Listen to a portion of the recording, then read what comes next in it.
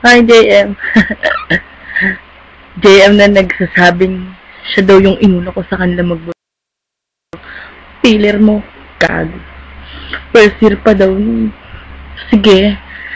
Para masaya ang mundo. Oo na lang. Sinisip ko na kung pero kahit na ganun, oo, pogi ka. Ewan ko ba, hindi ko pagtagto ko may masasabi pa ako sa'yo dito. Una sa lahat,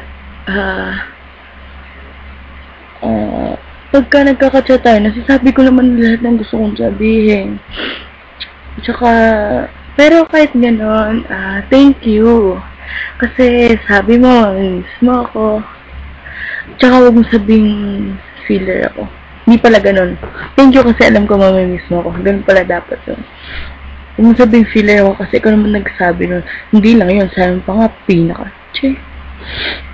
Wala eh. Bait ko kasi eh, no? Ala. Ako kasi yung tipo ng friend na di man lang nagsungit, di man lang nagtaray, di man lang nanakit, physically and emotionally. Sabihin mo na lang, oo. Pero walang pagtanggi. Miss din naman kita. Panigurado yun, Brad. At,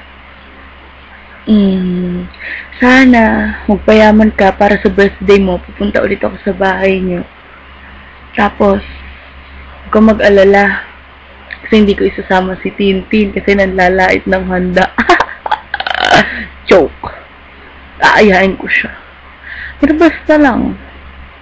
At huwag kang tatalikod sa kasunduan natin. Huwag mo akong lolo ko may kontrata tayo.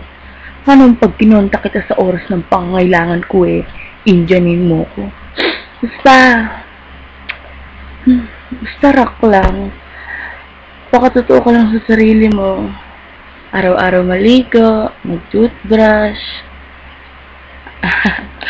kumain sa oras, huwag bigyot ha.